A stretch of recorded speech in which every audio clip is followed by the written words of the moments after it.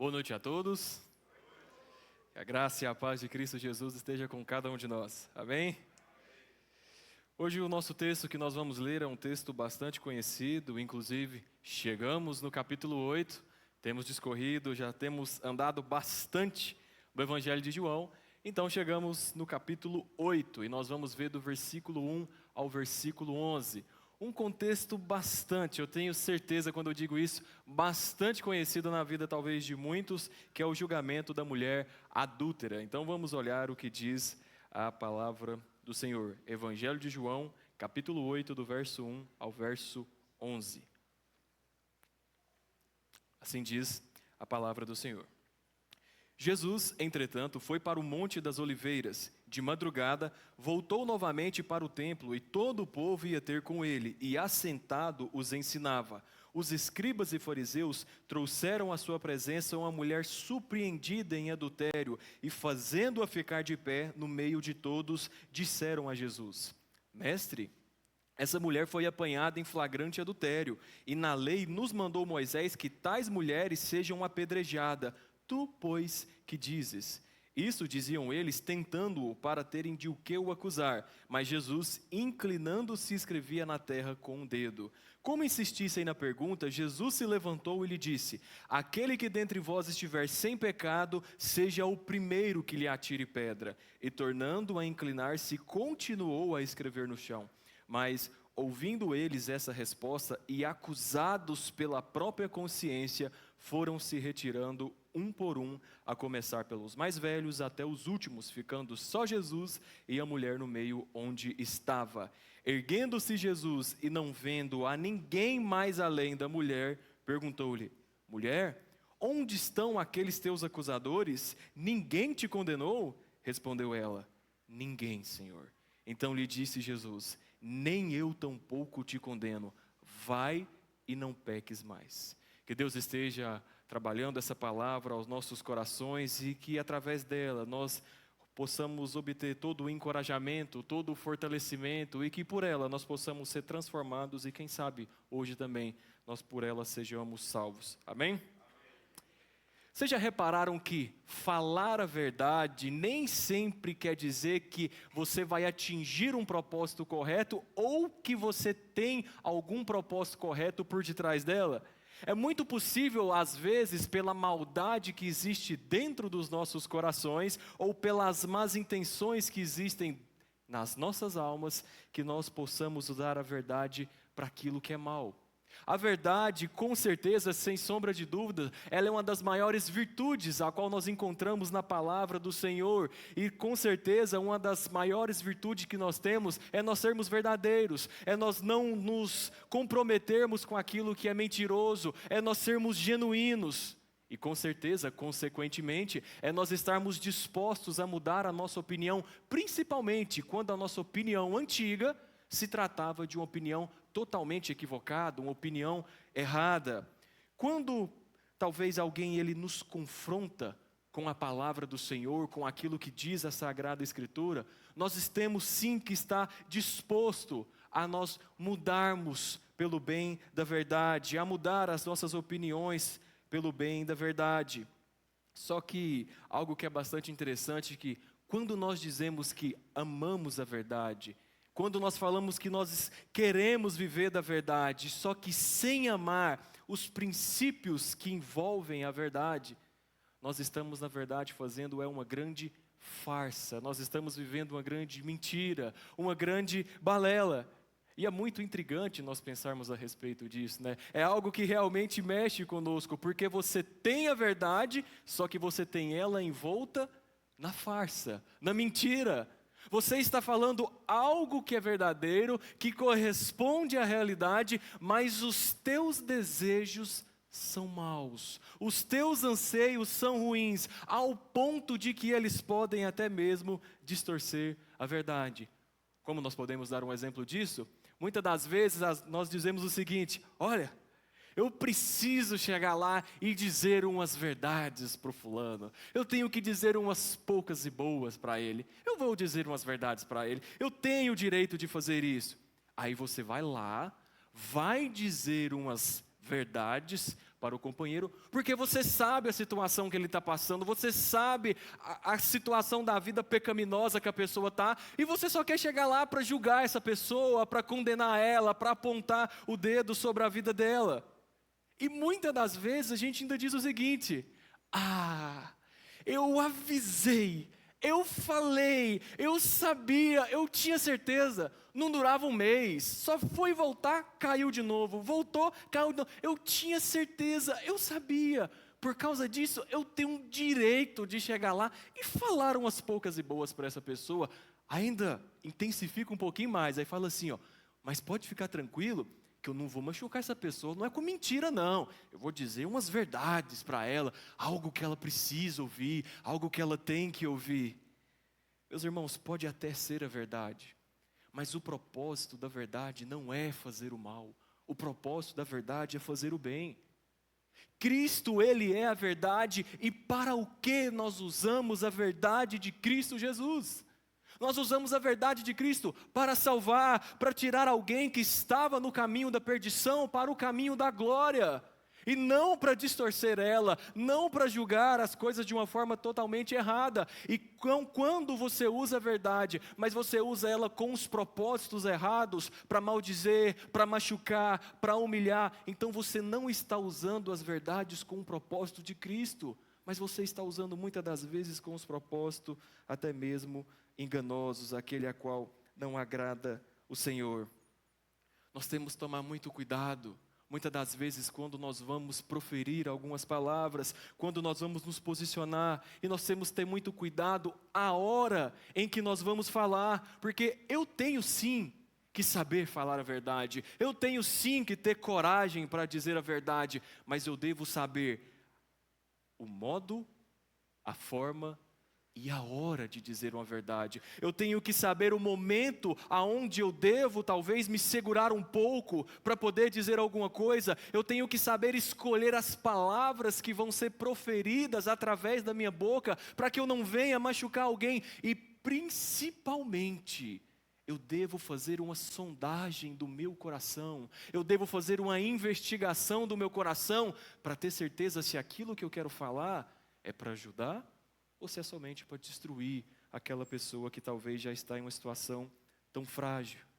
Verdades que são muito duras, elas só devem ser ditas depois de bastante tempo de investigação, depois de muito tempo de sondagem do nosso coração, para ver se realmente nós estamos querendo ajudar essa pessoa. Quando nós olhamos para João capítulo 8, vocês vão reparar aqui comigo que nós temos um grupo de pessoas que estão com a verdade. Eles vão falar a verdade, eles vão denunciar um pecado gravíssimo, algo que não deveria acontecer, mas esses homens, eles vão ser repreendidos por Cristo. É engraçado isso, né? Eles tinham tudo para se tornar algo correto, mas eles vão ser repreendidos por Cristo, porque esses homens que estavam ali como algumas pessoas zelosas da lei, como guardiões da moral, eles estavam ali diante de uma mulher que foi pega em flagrante adultério, e aparentemente nada poderia mudar esse veredito, nada poderia mudar essa situação, e eles teriam total razão para ir até o final com aquela execução. Mas eles não estão ali para fazer o bem. Eles estão ali para fazer o mal. E os versículos 5 e 6, ele nos deixa isso muito escancarado. E nós vamos ver agora, desde o versículo 1 até o versículo 11, como a palavra de Deus, ela vai nos ensinar através da verdade. Olhe comigo o verso 1 e o verso 2. Jesus, entretanto, foi para o Monte das Oliveiras. De madrugada, voltou novamente para o templo, e todo o povo ia ter com ele, e assentado os ensinava. Ele se ausentou e voltou na parte da manhã. Ele se ausentou primeiro, porque ele não tinha nem na onde ele reclinar a sua cabeça. E o próprio Cristo, ele diz isso em Lucas capítulo 9, o verso 58, aonde ele diz: as raposas têm os seus covis, as aves dos céus os seus ninhos, mas o Filho do Homem, ele não tem na onde reclinar a sua cabeça. Nós estamos falando de Jerusalém, da terra de Davi, o lugar aonde era para ele ser o rei, o lugar aonde era para ele assumir o trono. ele não tem na onde reclinar a sua cabeça, ele precisa se ausentar de Jerusalém para não ser morto. Essa é a realidade de Jesus Cristo, isso é o que ele tinha que passar. Isso é algo que nos assusta, pensar que aquele que era para ser o mais bem recebido, ele tem que se ausentar para não ser morto. Que situação, a que ponto Jesus Cristo ele teve que chegar?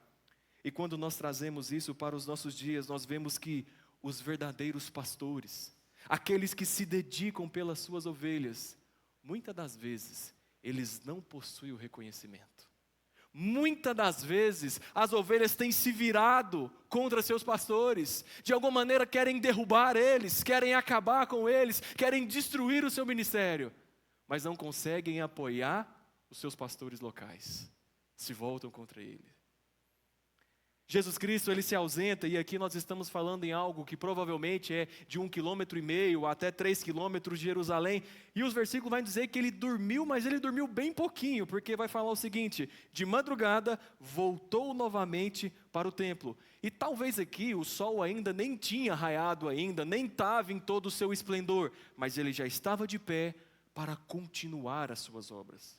Os outros estavam a vida inteira, noite e dia, planejando mal, arquitetando mal, desenhando mal, mas eles não eram perseguidos, esses homens não eram rejeitados, eles tinham boa reputação, mas agora Cristo Jesus, ele estava noite e dia pelejando, trabalhando pela igreja, e ele quase não era reconhecido, quase não havia reconhecimento nenhum para Cristo Jesus, mas ele se levanta de madrugada para fazer aquilo que ele sempre fazia, que é cumprir a vontade do Pai, que é trazer a palavra do Senhor. Então ele se assenta e vai para o templo.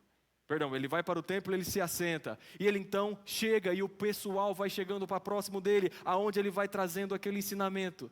Só que, não sei se todos vão se recordar, nos capítulos anteriores, esse povo chamava Cristo de mentiroso. Esse povo, eles chamavam Cristo de enganador. Mas a palavra do Senhor está mostrando que ele se assenta e ele ia ensinar.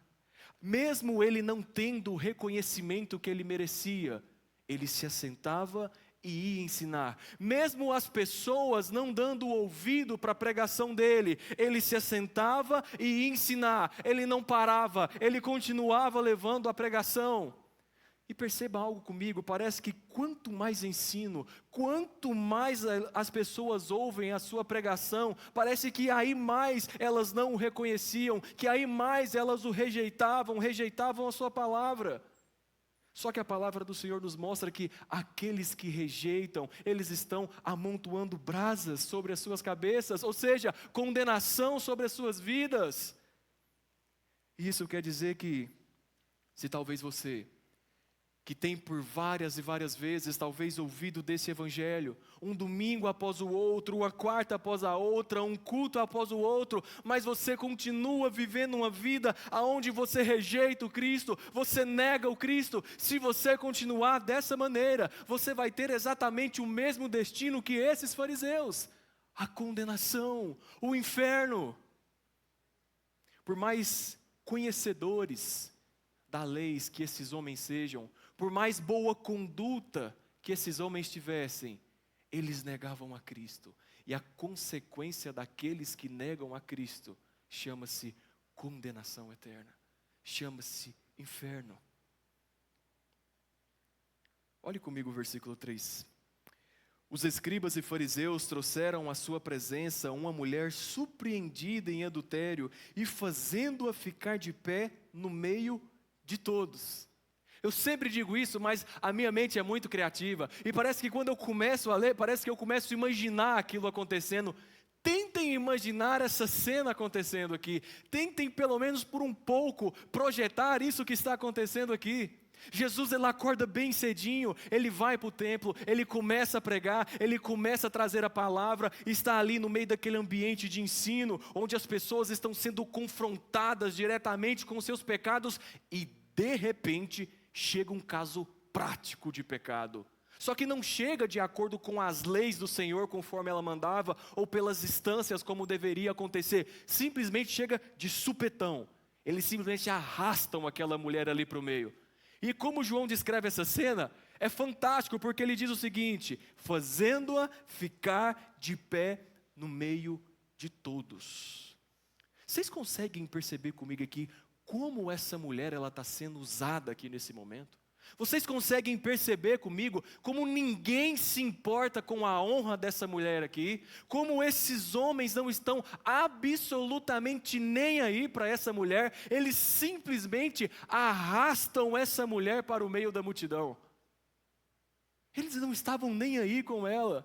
Mas, espera aí, de acordo com a palavra, é assim que se julga em Israel? É assim que deveria ser feito em Israel?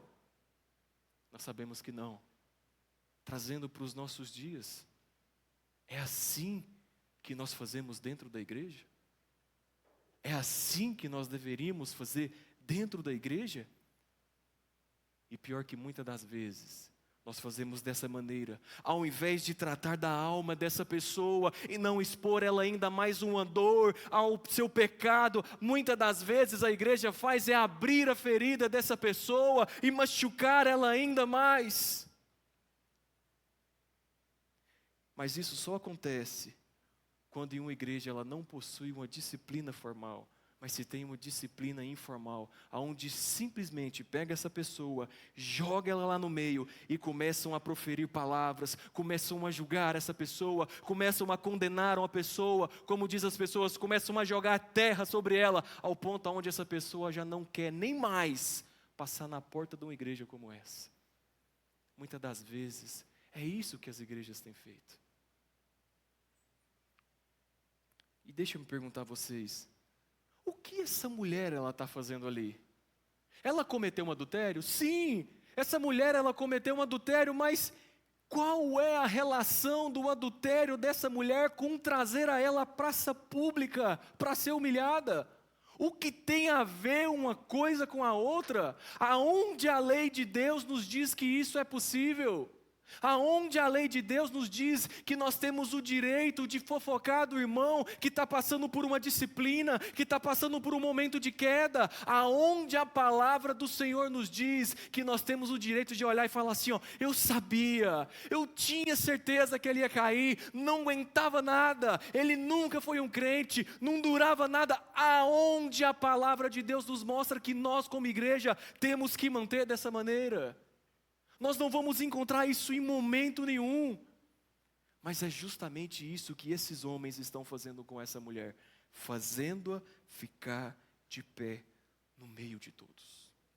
Não estavam preocupados em curar essa mulher, mas queriam matar ela, queriam encerrar com a sua vida. Esse era o posicionamento deles. Eu não sei se vocês já repararam, mas o adultério, geralmente ele é um daqueles pecados em que ambas partes querem fazer de tudo para que aquilo não seja descoberto. Ninguém pode descobrir, ou seja, é aquele pecado que é cometido às escuras, ninguém pode saber. E a gente sabe também que existem aqueles pecados que são cometidos às claras, aonde até algumas pessoas se sentem bem, ficam tranquilas, não se importa. Como um exemplo, posso dar para vocês, talvez o homem irado, aonde ele começa a se extravasar, aonde ele coloca seus impulsos para fora, fala algumas palavras bonitas, a qual talvez muitas pessoas até acham interessante, acham graça. Esses pecados são muitas das vezes, alguns pecados são cometidos às claras. Mas o pecado do adultério não é assim que ele acontece. Ele tem essa característica de escuridão. Mas vocês já repararam que muitas das vezes acontece desses pecados serem descobertos? Porque é assim que Deus faz. Deus, Ele revela os pecados, Ele trata a situação. E deixa eu perguntar algo a você. Será que talvez é ruim você ter um pecado como esse revelado? E se eu disser que talvez não é, não? A vergonha, ela não é ruim. Claro que para a pessoa que está passando pela situação não é a melhor coisa do mundo, mas pensando em termos de finalidade, a vergonha, ela não é ruim. A perda de reputação não é ruim. A perda da confiança não é ruim, pois existe uma coisa que é muito pior que o pecado revelado, é o pecado não revelado, o pecado que permanece às escuras. Esse daí, se você permanece nele, cuidado. Tome cuidado com aquilo que você tem brincado. Cuidado. Porque a possibilidade disso ser a causa da tua perdição é muito grande. É muito grande. Cuidado com aquilo que os nossos olhos têm olhado, aquilo que as nossas mãos têm tocado. Cuidado com os desejos mais pecaminosos dos nossos corações. Porque quando o pecado ele é revelado, ele pode ser tratado. A pessoa passa por vergonha, a pessoa ela passa por constrangimento, mas passa. Agora, aquele pecado que não é revelado, aquele que fica escondido e cada vez você vai se afundando e afundando ainda mais nele, esse pecado vai te levar para o inferno. Cuidado, cuidado com o que você tem brincado, cuidado com o que você tem feito, ele vai lançar a tua alma no inferno. Cuidado, não brinque com o pecado. Essa mulher, ela é humilhada. Essa mulher, ela é injustiçada. E nós sabemos que não era dessa forma, como deveria as coisas acontecer. Mas só que mesmo numa situação caótica como essa, uma situação tão difícil, essa mulher, ela recebe uma grande bênção na sua vida. Porque quando o pecado dessa mulher é revelado, ela recebe a oportunidade de ter o seu pecado tratado. Olhe comigo os versículos 4 e 5. Disseram a Jesus: Mestre, essa mulher ela foi apanhada em flagrante adultério, e na lei nos mandou Moisés que tais mulheres sejam apedrejadas. Tu, pois, que dizes? E é interessante que eles já começam dizendo, mestre.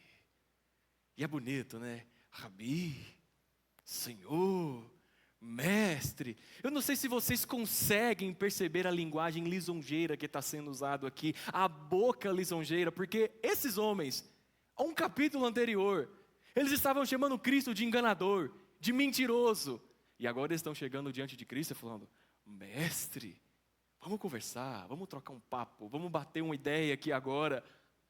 Mas o que Jesus é para esses homens? Ele é um enganador? Ou ele é um mestre? Ele é aquele que vive do engano ou aquele que vive da verdade? Porque o mestre, ele é aquele que ensina a verdade, mas o enganador, ele é aquele impostor. Mas só que Cristo, em sua sabedoria, ele não se deixa ser enganado pela boca lisonjeira. E nós também deveremos tomar cuidado com isso e não sermos enganados por ela, porque muitas das vezes existem sempre aquelas pessoas que estão dispostas, prontas para vir com aquele papinho. Nossa, como você é lindo, como você é maravilhoso, como você é simpático, como você é isso, como você é aquilo, e vira aquela jogação de confete para tudo quanto é lado. Cuidado com a boca lisonjeira. Cuidado com a boca que está sempre disposta a te elogiar. Cuidado, abra o teu olho, porque esses homens aqui, há capítulos anteriores, eles estavam chamando Cristo de enganador, de mentiroso, estavam tramando a sua morte, e agora estão chegando diante de Cristo e falando, mestre, vem cá, eu te conheço, eu reconheço que o Senhor tem a capacidade de falar. Cuidado com a boca lisonjeira, ela é muito perigosa. E eles dizem, mestre, essa mulher foi apanhada em flagrante adultério. Perceba que aqui é como se eles estivessem chegando em Jesus e falando o seguinte, olha, aqui não existe discussão, ela foi pega em adultério. Ou seja, alguém foi lá e viu ela deitada com outro homem, não tem discussão. E na lei de Moisés, o que ele manda fazer? Tem que apedrejar. Só que se encerrasse aqui, até que estava legal. Só que ele diz o seguinte, mas e o Senhor? Qual é o posicionamento do Senhor? O que o Senhor tem para dizer? Eu não sei se vocês conseguem perceber a malícia só na pergunta desses homens. E tu? Que dizes? O que o Senhor tem para falar? O que o Senhor tem para incrementar? Ou seja, você é a favor ou você é contra a lei de Moisés? E aí, Senhor? E a situação aqui é uma situação ainda mais caótica, uma situação ainda mais difícil, porque o contraponto aqui não é somente Moisés, mas é também o Império Romano que estava por detrás disso tudo, porque pelo Império Romano, a pena capital, a pena de morte, ela estava em vigor. Mas o Império Romano, ele não permitia que os judeus executassem alguém diretamente, ou seja, eles não permitiam que alguém fosse lá e matasse aquela pessoa diretamente. Primeiro, era exigido que se passasse por algumas instâncias, até chegar o momento aonde seria deliberado a execução ou não. E um bom exemplo que nós temos disso é o próprio julgamento de Cristo Jesus, aonde nós vemos Cristo ele passando por várias instâncias, aonde ele passa por Pôncio Pilatos, ele passa por outros governadores. Então, depois de todos os processos, aí sim que vai ser decretado se ele pode ou não pode ser executado. Haviam as instâncias, havia as leis judaicas, mas havia todo um caminho ao qual deveria ser perseguido. E aqui nós percebemos que com essa mulher não houve nada disso. Não fizeram absolutamente nada disso com essa mulher. Simplesmente pegaram ela e jogaram lá no meio, como se Jesus ele fosse o juiz e como se o juízo acontecesse dessa maneira. Simplesmente jogaram ela lá. Agora a situação é o seguinte: se Jesus aqui nesse momento ele diz, tudo bem, execute essa mulher, pode matar essa mulher. O que eles iriam fazer? Eles iam chegar lá no imperador e falar assim, olha, imperador, deixa eu te falar um negócio. Tem um camarada ali, que ele está querendo passar por cima das instâncias do Senhor. Ele está igual o STF lá do Brasil, sabe? Achando que manda em tudo, está achando que pode fazer o que quer. Vai lá, troca um papinho com ele, vai lá, conversa um pouquinho com ele. E o que iria acontecer? Jesus automaticamente teria um problema com o STF da época dele. Então ele já estava enrolado. Só que e se ele não diz isso? E se ele não diz, execute?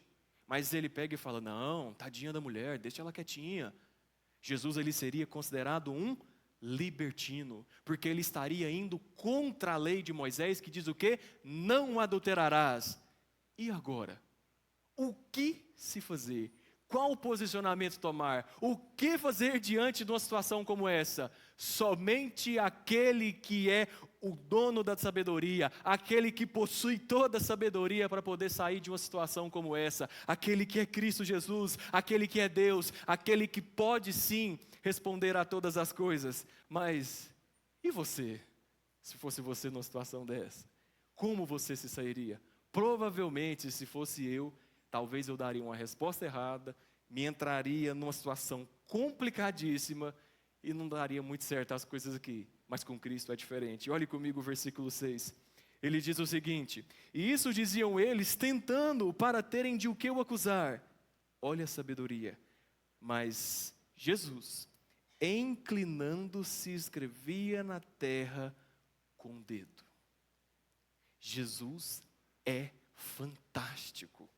Jesus, ele é fantástico. Eu não sei se vocês conseguem imaginar isso, mas tá lá a mulher adúltera chorando, gritando, aquela situação de constrangimento, os homens olhando para o Senhor e falando, vamos mestre, diga alguma coisa, fale, se pronuncie. A multidão toda espreita, acompanhando aquele acontecimento caótico, aquela cena, aquele caso mais esquisito do mundo, porque foi de repente. Imagine o caos. Jesus, ele simplesmente se inclina e começa a escrever no chão. Que sabedoria é essa? Que fantástico nós olharmos isso, porque uma das marcas da sabedoria é se pensar antes de falar. E uma das marcas da impetuosidade, da falta de sabedoria, é você, a primeira coisa que vem na sua cabeça, você já lança essa palavra, você já profere essa palavra. Essa é uma das marcas da pessoa que ela não tem sabedoria. E especialmente quando nós estamos falando de um assunto que é muito delicado, ela já vai e joga tudo para fora. Meu irmão, deixa eu dizer algo para você. Você pode sim ficar em silêncio às vezes. Afinal, você deve. Às vezes é bom a gente dizer assim para a pessoa, olha, meu amigo, agora eu não vou te dizer nada não.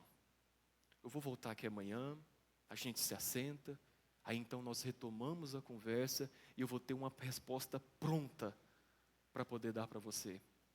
Sabe por quê? Porque uma palavra que ela é dita naquele momento, sem se pensar, sem se raciocinar naquilo que está sendo dito, é uma palavra que ela não volta mais. Você pode até pedir perdão para aquela pessoa. A pessoa ela até pode te perdoar, mas não existe um botãozinho mágico que a pessoa vai lá, aperta e plim, a mente da pessoa ela simplesmente agora se apaga, a mente está limpa. Não existe isso.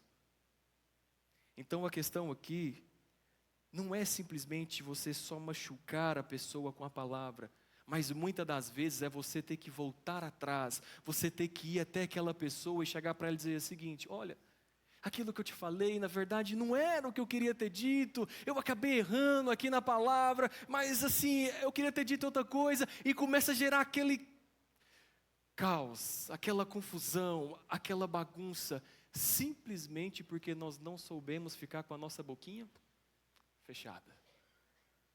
Porque a gente não soube ter sabedoria, pensar antes de pronunciar uma palavra. E eu queria lançar um desafio para cada um de nós essa noite. Talvez ao longo da sua vida você tenha sido uma pessoa que tem tido que voltar muito atrás, principalmente porque você se enquadra nesse grupo de pessoas a qual nós acabamos de falar. Reconheça na sua vida que você possui um grande problema que precisa ser tratado, que precisa ser resolvido.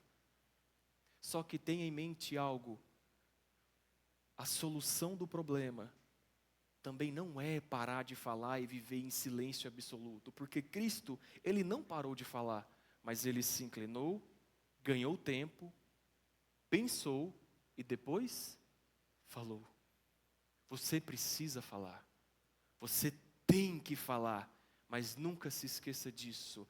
A marca da sabedoria é saber a hora, o modo e o que falar. Versículo 7 ao versículo 8, nós já estamos quase caminhando para o final. Diz o seguinte: como insistissem na pergunta, Jesus se levantou e lhe disse: aquele que dentre vós estiver sem pecado, seja o primeiro que lhe atire pedra. E tornando a inclinar-se, continuou a escrever no chão. Eles ficaram insistindo, e eu estou falando para vocês, a minha mente é criativa, porque eu fico imaginando essa cena acontecer. Jesus está ali escrevendo no chão, eles estão lá: vamos, Senhor, fala alguma coisa, mestre, nós queremos saber qual é o seu posicionamento, o que o Senhor tem para dizer. Eu imagino Jesus levantando a sua cabeça e dizendo: beleza então, vocês estão querendo que eu fale? Então eu vou dizer o seguinte: olha, aquele que dentre vós estiver sem pecado, que seja o primeiro que lhe atire pedra. Ele abaixa e volta a escrever de novo. Eu imagino que todo mundo nesse momento deve ter ficado atônito, né?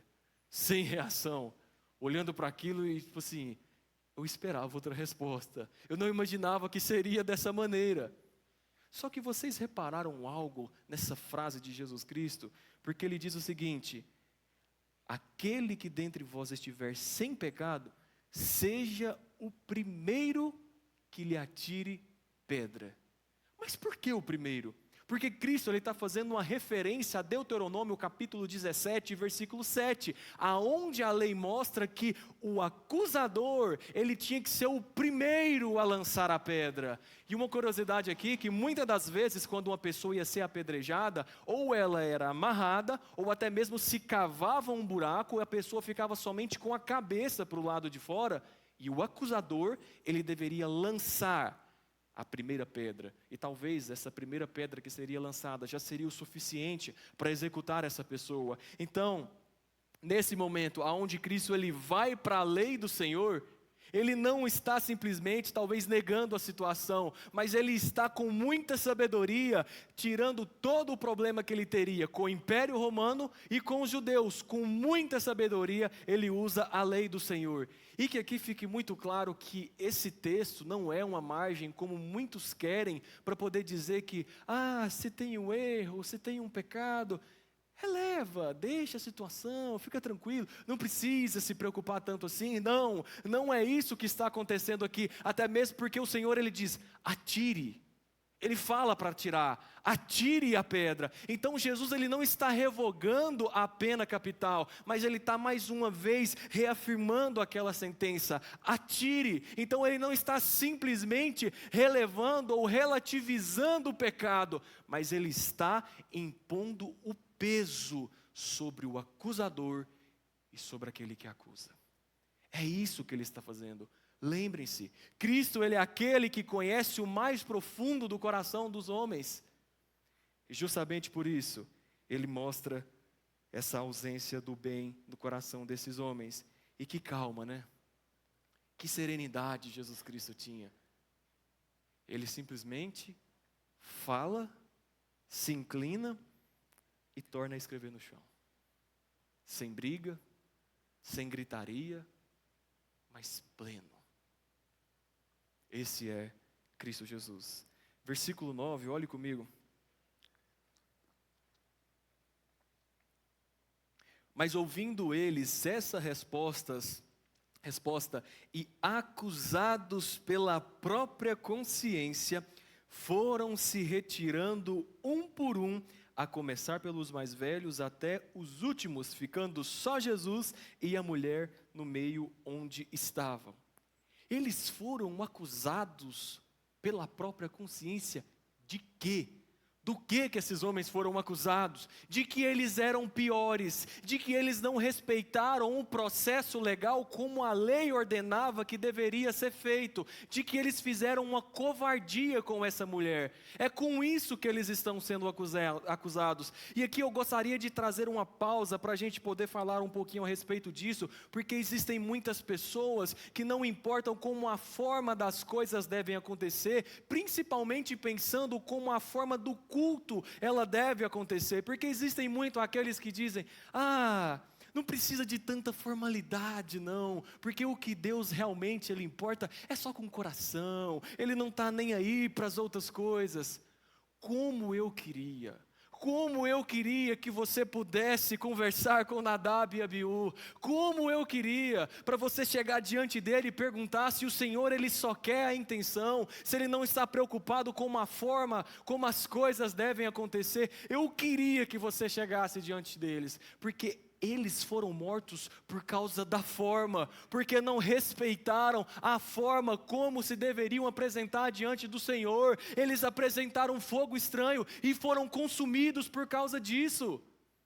Jessé, mas isso é o Antigo Testamento, isso não tem nada a ver, a gente está vivendo o tempo da graça, então você acha que no Novo Testamento não existem essas coisas? Tire um tempo, olhe na sua casa, Hebreus capítulo 11, do versículo 28 ao verso 29, meus irmãos, Deus, Ele é fogo consumidor, Ele não tolera essas coisas imundas. A forma, ela é importante sim. Vocês conseguem olhar comigo aqui na palavra do Senhor, que essa mulher em primeira instância, ela só é absolvida, ela só não é apedrejada, porque esses homens não respeitaram a forma como deveria ser feito o processo da lei? Porque se esses homens, eles seguem todo o processo da lei, essa mulher ia ser condenada, ela ia ser apedrejada, ela ia ser executada. Mas aquele devido processo que muitas das vezes a gente fala, não tem tanta importância, isso é mera burocracia que a igreja inventa, isso aí é coisa de homens. Que fique claro que eu não estou falando a respeito de legalismo, mas coisa de homens, meus irmãos. Isso é sabedoria cristã. Isso é bom senso cristão. A forma, ela é importante sim. Eu sei que nós estamos vivendo em uma época de informalidade, em uma época de irreverência, mas a forma, o proceder, ele é importante. O texto, ele nos deixa isso muito claro. Não pense em nós, que nós vamos viver uma vida relaxada, uma vida bagunçada, uma vida de qualquer jeito, e vamos chegar diante de Deus, e Ele vai nos olhar com o olhar mais lindo do mundo, e vai receber tudo aquilo que nós vamos fazer, porque não vai. A palavra do Senhor manda a gente viver uma vida de seriedade, comprometimento com a palavra. Deus não quer crente escasso, Ele não precisa de cristão meia boca. Vamos pegar e vamos mudar as nossas concepções. A gente tem que impactar o mundo e não o mundo impactar a igreja. A forma, ela é importante. Sim, retomando para o assunto ao qual nós estávamos falando, a consciência desses homens pesaram. E talvez você deve estar pensando, Jessé, mas a consciência desses homens pesou de quê? A gente está falando de fariseu. Eles queriam ver Cristo morto, eles não estavam nem aí para Cristo. Do que a consciência desses homens pesou? Pesou, porque com certeza, talvez é do conhecimento de todos, mas possa ser que talvez não seja de alguns. Mesmo que a pessoa ela não seja uma salva em Cristo Jesus, que ela não tenha entregado a sua vida para Cristo, ela ainda possui consciência, ela tem consciência. E nesse momento aqui é ainda mais diferente, porque nesse momento é o poder do Espírito Santo agindo na palavra de Cristo Jesus, na consciência desses homens. E é por isso que pesa, e pesa muito. É por isso que esses homens têm as suas consciências pesadas. E é interessante, né? E o texto vai dizendo, olha, ele foi saindo do mais velho para o mais novo. E provavelmente aqui, talvez a pessoa, por ser mais velha, pela sua experiência, olhou para a situação e falou assim, meu Deus, estou sendo humilhado aqui, a situação não está boa para mim, eu vou dando pé, eu vou vazar daqui. E as pessoas automaticamente começaram a acompanhar, então foram saindo. Aonde o texto nos diz que ficando só Jesus e a mulher no meio onde estavam. Agora a situação complicou ainda mais. Porque de um lado você tem uma mulher adúltera que foi pego em flagrante adultério. Do outro lado você tem quem? Jesus Cristo. Aquele que não tem pecado, aquele que não tem erro, aquele que não existe mácula, nem existe nada de errado. Aquele que é Deus. Só estão um de frente para o outro. Por quê? Todos correram, todos foram embora, mas só ficou aquela mulher diante daquele que nunca cometeu um pecado. E o que acontece então? Olhem comigo então o fim do desfecho dessa história no verso 10 ao verso 11. E erguendo-se Jesus e não vendo a ninguém mais além da mulher, perguntou-lhe, mulher, onde estão aqueles teus acusadores? Ninguém te condenou? Respondeu ela, ninguém, Senhor. Então lhe disse Jesus, nem eu tampouco te condeno, vai e não peques mais. Onde estão os teus acusadores? Onde estão aqueles que te trouxeram aqui para humilhar, te trouxeram arrastado, queriam acabar com você? Não ficou ninguém. Cadê eles? E a mulher ela responde, ninguém, Senhor, ninguém. No momento que essa mulher ela vai se pronunciar aqui, a palavra que ela usa é de uma mulher que se submete ao senhorio de Jesus Cristo. Jesus então responde a essa mulher, então nem eu tampouco te condeno, vai e não peques mais. É interessante Jesus Cristo dizer, eu não te condeno, porque Ele poderia condenar, Ele podia julgar aquela mulher, Ele podia encerrar com ela ali naquele momento mesmo, porque nele não existia nenhum tipo de erro. Mas o Senhor, Ele diz, eu não vou condenar, eu vou te absolver. Você tem Cristo e você tem aquela mulher. Não existia nada que talvez impedisse Cristo de condenar aquela mulher. Mas por que essa mulher é absolvida? Porque Cristo olha para ela e fala, nossa, coitada, já passou por tanta humilhação, já passou por tanta dificuldade, olha que caos, olha que momento essa mulher chegou aqui, tadinha, tão nova, bonita, eu vou dar uma chance para ela, eu vou tentar fazer com que ela, talvez, quem sabe, né? Faça as coisas acontecer, dê certo. Não, não é isso, mas é porque essa mulher, ela permaneceu junto a Cristo Jesus. Vocês conseguem perceber esse detalhe comigo na palavra do Senhor? João, ele vai descrever o seguinte, saiu um, saiu outro, saiu outro, saiu todos, porque eles tiveram a sua consciência pesada. Mas espera aí, quando a consciência pesa, quando o seu pecado é açoitado na sua consciência, para onde você corre? Você corre para Cristo ou você corre de Cristo? Você vai para próximo do Senhor ou você corre para longe do Senhor? Todas as vezes que nós fomos salvos, foi exatamente assim que aconteceu. A nossa consciência, ela foi assaltada, nós percebemos o erro, a miséria, o pecado em que nós vivíamos, então nós corremos para Ele, para Cristo Jesus, e não de Cristo Jesus.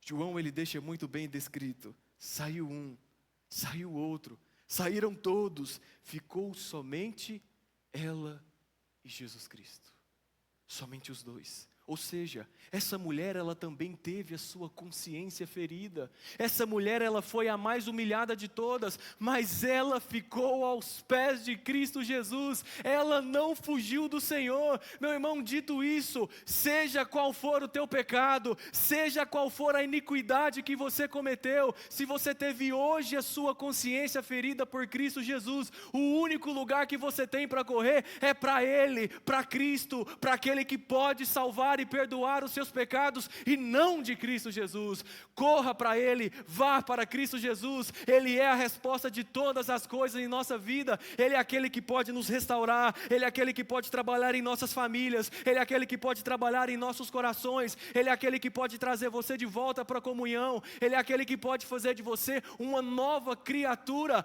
Corra para Cristo Jesus, Ele é a resposta de todas as coisas. O único abrigo que você tem essa noite por conta do meu e do seu pecado se chama Cristo. Ele é a resposta para todas as coisas. O único meio que nós temos é nós ficarmos sozinhos, somente você e Deus. Mas se nós fizermos igual aqueles fariseus, e nós tendo a nossa consciência ferida, pesada, e nós começarmos a fugir, a começar a correr, infelizmente, nós vamos ter também, como um destino final, o mesmo lugar que esses homens tiveram. Mas se nós fizermos como essa mulher, aonde tendo a sua consciência pesada, nós permanecermos, nós ficarmos em Cristo Jesus, a nossa história, ela pode ser totalmente diferente. É por isso que essa mulher é absolvida.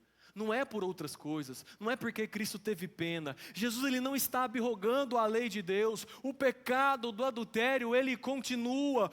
Mas o pecado do adultério, ele pode ser perdoado, assim como qualquer outro pecado cometido, ele pode ser perdoado. Meu irmão, hoje é o dia de você curar a sua alma. Hoje é o dia de você pedir perdão. Hoje é o dia de você rasgar o seu coração e ser sincero com Cristo, ao ponto de você ter todos os seus pecados perdoados e você se tornar um servo de Deus.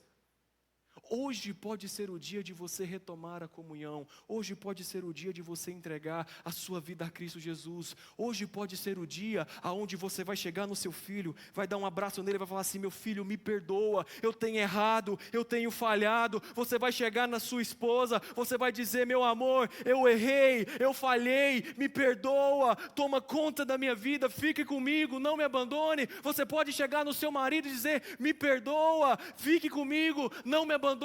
Deus, ele tem que ser o centro da nossa família. Hoje pode ser o dia de você colocar o seu lar, a sua casa, a sua vida, tudo aos pés do Senhor. O que te impede de você viver o extraordinário como essa mulher experimenta em Cristo Jesus? O que te impede de você colocar a sua vida em ordem, de você colocar a sua casa em ordem, de você colocar a sua vida diante de Deus? Que Deus em Cristo Jesus, ele possa estar nos abençoando e que nós possamos tomar a decisão mais importante das nossas vidas. Por favor, curvem suas cabeças, nós vamos estar orando.